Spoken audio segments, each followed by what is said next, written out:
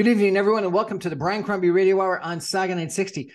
Mortgage rates and where they're going, interest rates and where they're going, and housing affordability, and all those issues have been top of mind of late. I think every government seems to talking about it. I'm not sure how many are much doing much about it, but I thought I'd check in with Ron Butler. He is a mortgage broker at Butler Mortgage in Mississauga. He's been in the mortgage business for a couple of decades. I've interviewed him before, and he knows what he's talking about. Ron Butler, welcome to the show, sir. Thank you for having me. My pleasure. So, you've been posting quite prolifically of late about different things. Maybe we can just go through some of the issues. A couple of days ago, you said, are Canadians in their 30s angry about housing? Yes, they are. Why? Well, we'll start with a really simple comparison.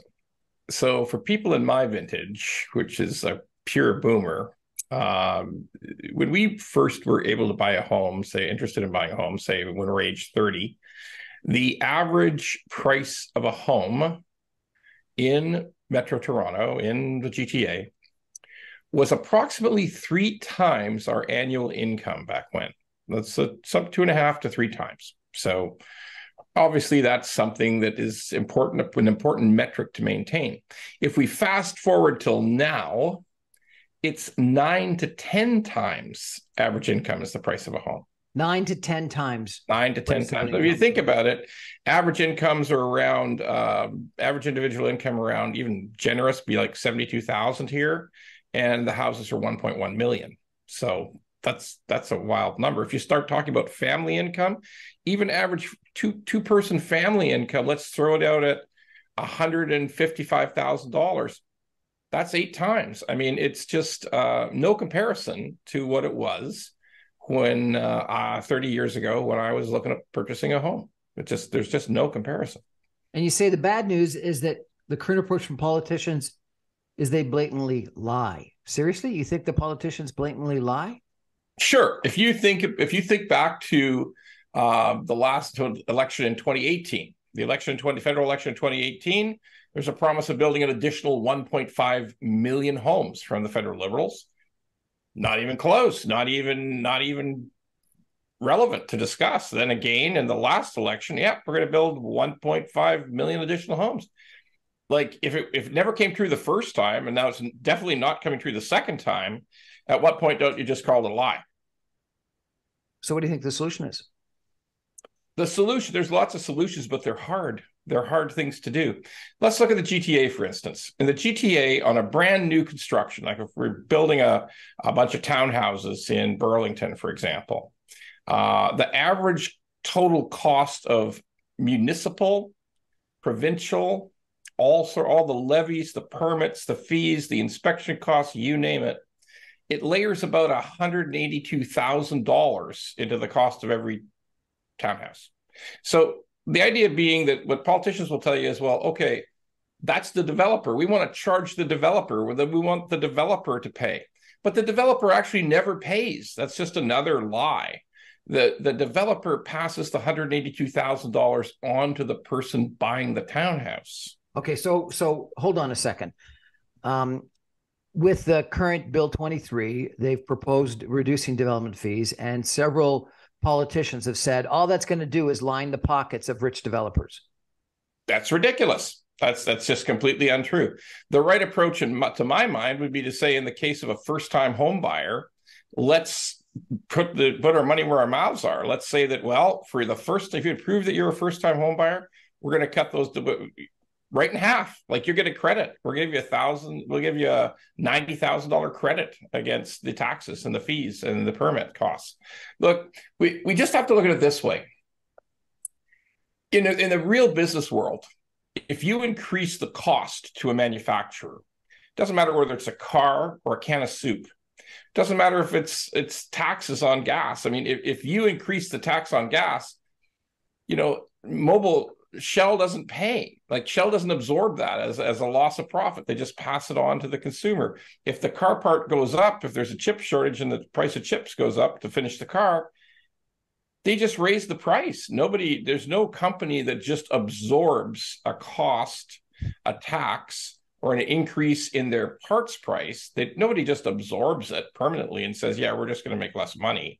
less profit, they just pass it on to the consumer. This is a universal truth. Well, and Ron, what I think is even worse about this is that if it was actually for the actual costs of the development, you'd feel one way. But development fees differ by a factor of 6-fold between Burlington and Mississauga, as an example, which suggests that, no, it's just that different municipalities have either decided to put on a whole bunch of other costs, and some of those development fee accounts are ballooning into huge dollar figures that they are discretionary expenditures sometime in the future. And so they're being used to pay for a whole bunch of other things. And then what we're doing is we're putting that unfair high tax on the people that can least afford it. First-time home buyers, new immigrants to the country, renters that want to buy houses. It's like the exact opposite of what one would think a progressive tax system should be trying to do. It's the exact opposite. What it's doing is taking those incredibly built up fees, costs, liens, levies, every other thing, and making sure that they underwrite the cost of the property taxes for people who've lived in the house for 20 years. You know, when you look at the Toronto property taxes, they are some of the lowest, not the lowest, not only Vancouver wins that one. Vancouver wins outright lowest property taxes in North America for a city its size. No, like by leaps and bounds. It's like 20% cheaper than the next one. But Toronto is if you compare Toronto, same size lot, same size house, to Hamilton, it's about 40% more expensive to have for property taxes in Hamilton versus Toronto. So what sense does that make? I mean, the houses are enormously more valuable in Toronto. So yeah, what we're looking at there is we've got double land transfer tax and all these other layers of additional cost, which goes directly to the first-time home buyer, are being used to subsidize people who've lived in the same house for 25 years. Like, it doesn't make sense. Okay, but Ron, the problem here for politicians is that if they bring down development fees, they're going to have to increase property taxes, which means that people that look like you and I, and in our age cohort, are going to have to pay more. And if we bring down housing prices with a dramatic increase in supply, the way that the federal government and the provincial government are currently talking about this 1.5 or 1.8 million additional homes, the people that are going to be impacted from a loss standpoint the most are people that are in their 40s, 50s, and 60s, have got an established net worth and established net equity in their house. The people that will be benefited will be people in their 20s and 30s and early 40s that are the first-time home buyers. And so what there is a risk to these politicians that those older people that tend to vote a lot more will get pissed off and upset. And it's the younger people that don't tend to vote as often that are the big beneficiaries. But correct. Should be the beneficiaries. You've outlined it perfectly. It's the worst possible scenario.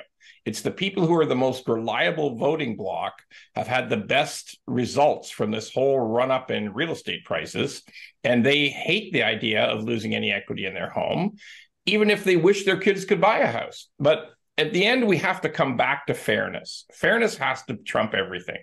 So if those people who bought that house way back when only paid 3 times their normal salary, we can't rationally ask our children and our grandchildren to pay 8, 9, and 10 times. It's not even sensible. It's not rational.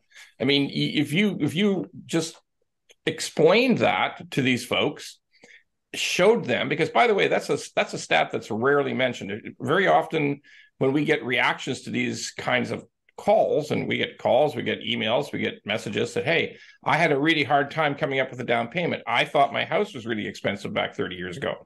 Yeah, I agree. You felt that way, but the statistical reality is wildly different. The house back then was only 3 times your average income, and it just is way different today. So, Ron, I got another issue that I want to raise with you. So construction prices have gone up, but they are what they are, and they may go down a little bit. But I don't think that these construction companies are making undue profits. It's the cost of concrete, it's the cost of steel, it's the cost of wood, and these are commodities that sort of get priced in the marketplace. The laborers maybe we have too few laborers, and that's a problem. Yes. And maybe we should be doing something about that. But the laborers get paid what they get paid. Correct.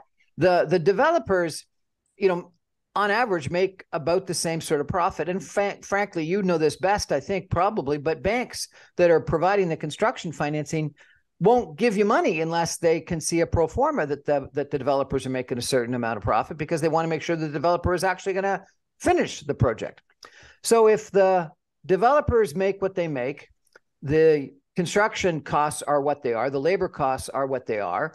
If we really want to have a dramatic reduction in new house construction, doesn't the government, as we talked about, need to take a reduced development fee? But isn't the other person that has to take a hit is the landowners, the current landowners? Wow, you've really summed it up perfectly, because all the things you've said are true, but the key factor is who owns that raw land, that land that's being that's being permitted to build on. Who owned that land for 25 years? Most of the time, it was a separate company that is related to the developer, to the construction company. The construction company is one company, and you're right, they make just a normal kind of profit, because they have to pay for the materials, they have to pay the labor costs, they have to pay that $182,000 and to the government levels. And yeah, that all makes sense. But the question becomes fundamentally the price of the dirt. What was the dirt worth? What was the dirt in the new neighborhood, whether it's in Caledon or whether it's in just outside of Brantford or whether it's in Milton? Like, what was the actual price of the dirt before anybody started building? And often you find out that the developer of the subdivision has owned that land for 10, 15, 25 years. So their base cost was ridiculously low. The profit, the enormous profit, the reason that some of these people are billionaires is that they bought the land 20 years ago, paid farm tax. It was a farm when they bought it. They paid taxes as a farm for the whole time. And the lift, the profit on that original purchase versus what they convert to the build, because there's a separate company that does the construction. What they sell it to those guys for, their own separate company, is in some cases a 3,000% profit. So the problem with real estate, inevitably in a market like ours, is what was the cost of the dirt? And that's where there's a ton of profit.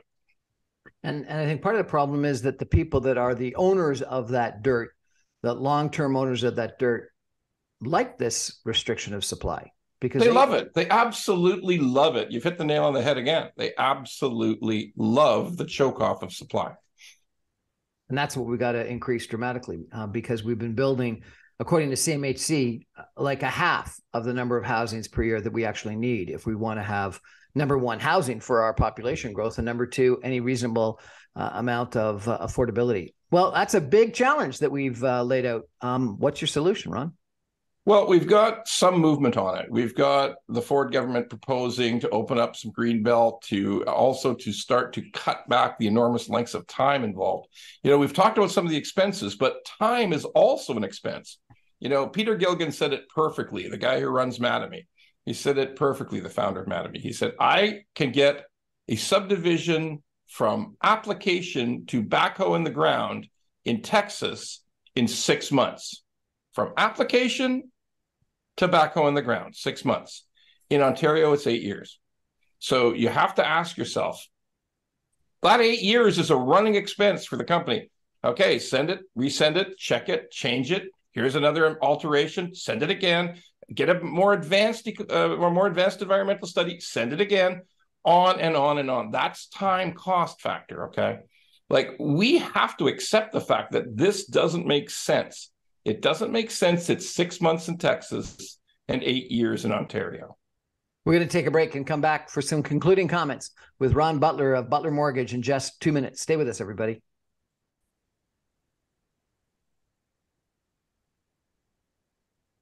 Welcome back, everyone, to the Brian Crombie Radio Hour on Saga 960. We're chatting tonight with Ron Butler of Butler Mortgage. He's a mortgage broker, has been for a couple of decades. He knows the mortgage business real well. We've been talking about the housing price, housing housing crisis, not prices. Prices are part of the crisis. Supply is another one, and development fees and time and risk and, a whole bunch of issues. Ron, the line that I've heard that sort of maybe it's your Peter Gilligan comments even worse than I've said, but is that it takes as long to get a house approved as it does to get it built. And given your Gilligan comment, it would be far worse than that. But if it takes as much time to get it approved as it does to actually build the thing, that's a problem. We got a real issue there. But let me change topics for a minute, if I could, and ask you about an interesting post that you made about the amortization length of variable rate mortgages. And I guess these are variable rate mortgages that have a set amount of payment that you make every month. And as the interest rates go up, the effective amortization rate goes out. And you were including in your post amortization rates that were astronomically long, yep, and that you were suggesting that when those variable rate mortgages came due and matured, that people would be hit with a big problem. Can you explain that to us if you could? Sure, happy to. So a variable rate mortgage is a mortgage where the interest rate, the mortgage rate is tied to prime. So in Canada, we've gone through the fastest increase in prime in the history of this country. It started out at 0.25%, and it's now ended up at 4.5% in just 12 months. Fastest in history. Fastest, biggest shift in history. What does that mean? Let's take three of the big banks market a variable rate product. If you chose to take the variable rate, fixed rate, different story, but variable rate. If you chose to take the variable rate, three of the big banks say, okay, your payment now when the rate is really low, prime rate was 0.25%, the mortgage rate was like 1.45%. So let's say at that point, we pick your payment. Your payment is $2,000 a month for your mortgage. There it is. There's your payment, $2,000 a month. The payment's static. We've gone from the 0.25%, the Bank of Canada rate, to 4.5. So the interest has just surged. It's no longer 1.45. It's probably 5.75. But your payment hasn't changed. So let's use simple dynamics. If your $2,000 payment when you started, you were paying off $1,600 a month of principal and only paying $400 of interest.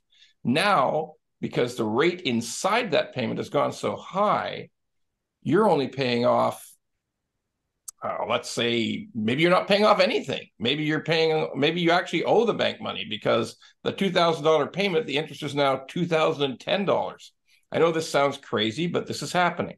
So what happens is your mortgage actually starts to grow with three of the five big banks. Now, what does that do to amortization? Well, if we started you at 30 years and you were paying off $1,600 a month of principal when you started, now that you're actually growing, your amortization balloons out to almost infinity. But for a lot of the people we see, it's 70 years, it's 92 years, it's 67 years. It is radically more amortization because you're paying off so little interest that it just balloons right out. So what happens at renewal? Someday in Canada, on average, mortgages renew between 3 years and 5 years, 5 years being the most popular. Eventually, when it comes time to renew the mortgage, you have to return to normal amortization. So let's say you had a 30-year amortization to start with. You had this crazy situation where your payment stayed the same, but the interest skyrocketed so that you're not paying off any principal. Well, when the renewal happens, your 30-year needs to become 25 years. You've paid nothing off, effectively almost nothing off. In some cases, your mortgage has grown. And at that point, you're going to have to go from, say, 72 years down to 25 years. Your $2,000 a month payment is probably going to jump to $4,200 because you now have shorter amortization. It was started at 30, now it's 25. So it's going to be a real shock to people when those variable rate mortgages renew. And so what's the solution? There's no solution. There's just no solution. I mean, if you, on a static payment variable, if you voluntarily started to make additional payments, because by the way, you can just go on your website, look at your mortgage at the bank and say, oh my God, it says 72 years. I better pay some extra. Or you phone the advisor at the bank and say, I'd like to increase my payment. But if you never figure it out, you never know about it, you're going to get one hell of a shock. But isn't that the solution, that interest rates have gone up? If you've got a variable interest rate loan, you should be paying more. And if you should be paying more, you should start paying more now. Otherwise, it's going to only balloon and get worse in the future. You're 100% correct. We take those calls every day. I took 2 of those calls today where people explained to me that they'd seen this change on the website. The bank, they went into their portal, looked at the website and said, my God, I'm at 72 years. And they voluntarily increased their payment or made lump sum payments. But I just worry for the people who just never checked. Unaware of it. Yeah. Unaware. Okay, let's go to another topic, and that is, where do you think rates are going? You posted that you think rates are coming down. We do have an inverted yield curve right now, and so therefore the market is suggesting that interest rates will come down. Clearly, the Bank of Canada is fighting like crazy with their higher interest rates to bring inflation down. Inflation comes down, then interest rates should be able to come down. Government's not doing their part with budget deficits that are increasing, which is too bad. But that aside, do you think these high interest rates will bring down inflation, and will that result in lower interest rates in the future? Great question. So what we're experiencing, we have another prime rate announcement coming up just this week, and that will be a no change announcement. There will be no change this week in prime rate in Canada. There was no change last time, and there may not be any change for a while. So here's the news for people. If you have a variable rate, you might get some relief from constant increase. It's possible the Bank of Canada is going to pause increases and just watch what unfolds in the economy. They see inflation coming down. Inflation came down nearly 60 basis points at the last report.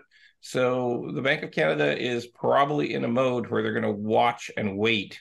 If inflation flares up again, they could easily do an increase in prime. But right now, it doesn't look like there will be any change in the immediate future. Bad news is they ain't coming down. The Bank of Canada has made no suggestion that they're going to cut rates now, cut rates in the summer, cut rates in the fall. They're not talking about any of it. Nada, zero. If you hear people talking about cutting rates, prime rate, when they talk about cutting prime rate at the Bank of Canada, please don't listen to those people. It could be a full 9 months from now. It could be December, January, February before we see any rate cut. However, the good news for people with fixed rates is that means that fixed rates, which went way up in the last year, we were looking in 2021, we were looking at fixed rates around 1.99. They went as high as 6.19, 6.29. So those went through the roof. But we're seeing a gradual decline of those rates. We feel that in the next 6 weeks, they will come down further. We're probably going to see rates in the 4s moving forward for the next little while on the fixed rate side. So for what kind of term? 3-year, 4-year, 5-year. You're going to see rates with a 4 in front of them. So that's good news for some people getting renewals. A lot better than 5.89, 6.09. Much, much better. So if you had a variable rate mortgage today, would you be advising people to term it out right now with a 4-something mortgage if you could get it for 3 to 5 years? Or would you wait 9 months, count on interest rates coming down, and being able to refinance it cheaper in the future? Great question, but there's a little trick to it all. You're going to pay a penalty to shop. In other words, you could ask your own bank for a 5-year fixed, and even though it might be available from another bank at 4.69 or 4.59, your bank, who knows that you pay a penalty unless you stay with them, suggests the best rate available is probably 5.49, 5.29. So you shake your head and you say, my God, that's what's going on here. Well, it's because they know they could charge you a penalty to leave. It's 3 months interest. And we've seen that range from as much as $5,000 to as high for big mortgages of about, we're talking about $1 million mortgage. That's about a $13,000, $14,000 penalty.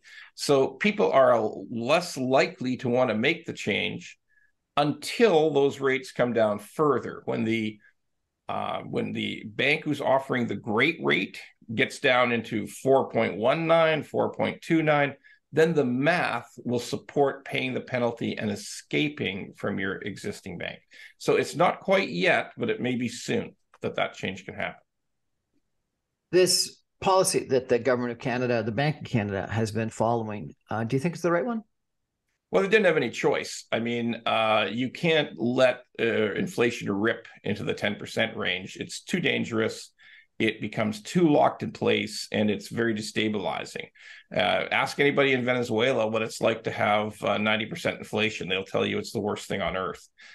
So you don't want it. However, they've done their job. They're sitting back, watching it slowly come down, and we have better results than some countries. In Europe, inflation is still running about 10% for many countries. So we have done a decent job here, and we think inflation will come down steadily. It's going to take a while before it gets back down to 2%, but you have to say that we've made a correction, and it was a necessary one.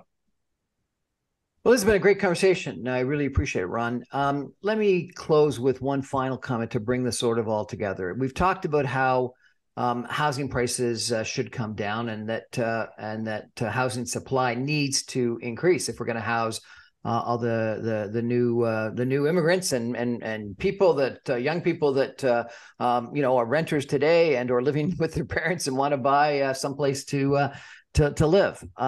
We've talked about how development fees should come down, how there's not a justification for the size of them, and they're an unfair tax on new immigrants and first-time home buyers, et cetera. The municipalities have been complaining about that because they're going to lose a sizable source of tax revenue. We've talked about property taxes not going up, and that they're dramatically lower in Toronto than they are in the suburbs around Toronto. But so far, none of the politicians have been talking about increasing property taxes. They've been talking about that as being a threat of the implication of Bill 23. Probably because people that look like you and I don't actually really want the property taxes to go up, even if we would admit that they probably should. And they've been clamoring to the provincial government and to Premier Ford that he's got to compensate them for the loss of these development fees, which means that it's just going to, if it happens, it's just going to get taxed in income tax through general revenues and or with a higher deficit in Ontario. So what can we all do about this? What's the solution? Here's the ultimate truth. You can only hold down the younger generation so long, because what you said is so true. Rents, they're paying rents right now, are also up. There's some cases in some municipalities they're up as much as 38% in 4 years. I mean, these are huge increases in rents. And if that's true, how in the name of heaven is anybody going to ever save up enough money for a down payment if your rent's going through the roof? Eventually, the older generation, my generation, your generation, we're just going to have to get in. We're going to have to say, look, we got to pay more. We got to pay more property tax. We're going to pay our fair share. It doesn't make sense that we're subsidizing a situation where we've been happily living in a home for 20 years, watched it appreciate greatly, had relatively low taxes compared with some other places in the world. And now we want to make the next generation who doesn't own the property yet pay for it in huge costs to get into the marketplace. Eventually, we're just going to have to stop and say, no, we have to bear our share of the burden. There should be a completely reciprocal relationship between reduction of development fees, which are harming people getting into the market. It's got a reciprocal increase in property taxes. It's the only rational thing. Well, I agree with you. I guess the problem is that, Ron, you're not running for mayor of Toronto, because I think we need someone with guts that's willing to tell the truth and willing to tell people that that's the reality. Because I do think that the current situation is either really unfair because of the unbelievably high tax on renters and first-time home buyers that is, patently the opposite of what you would think about being a progressive tax system would ever look like, and or that if it's not done the way that you talked about with the increase in property tax, then it's going to be just punting it down the road, because we're going to compensate the cities for this reduction in development fees with increased deficit at the province and or increased income tax at the province, which also don't make a lot of sense. And what we need is someone with guts to say, it doesn't make logical sense that Toronto's taxes are, what'd you say, 40% of Hamilton's, and it doesn't make sense that our urban locations in Canada have such low taxes relative to the United States. What it is a bunch of politicians in the past that haven't had guts to tell their elected their constituents the truth. 100% correct. And let's face it, at the municipal level, the fewest number of people elect councillors and mayors. You know, it's not like a federal, heck, in a federal election, we only get up to like 55, 60% of voters, but in some municipal elections, we're down around 20% of voters electing council and mayors. And the truth is, that means the block of people who just reliably show up, the people with gray in their hair, show up and vote consistently and elect people who feel they need to keep getting elected. You're 100% correct. Somebody has to have the guts to say, we can't destroy the next generation to have low property taxes for people who've already seen a huge run up in their house price. Ron Butler, Butler Mortgage, thank you so much for joining us. If people want to check out your services, is there a website they should go to? Just Google Butler Mortgage. It'll show right up. Really appreciate you sharing with us today your thoughts, your concerns. And I got to say, I do think that this is one of the biggest issues that we've got, the lack of affordability, the lack of supply, the NIMBYism that exists, and the electoral system that allows this to continue.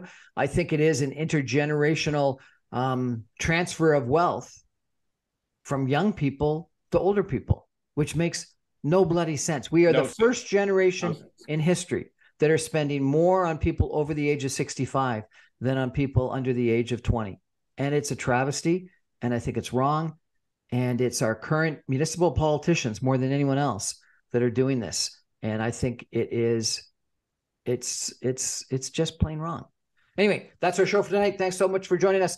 I remind you, I'm on every Monday through Friday at 6 o'clock on 960 AM. You can stream me online at www.saga960am.ca. I get supposedly over 20,000 people listening on the radio and 5,000 people listening on podcast on SoundCloud, Speakeasy, Audible, etc., and a whole bunch of people that watch my videos on YouTube, LinkedIn, Facebook, and Instagram. So thanks very much for sharing a little bit of time with me. Thanks for having me. Appreciate it. Thanks, Ron. Good night, everybody. Good night.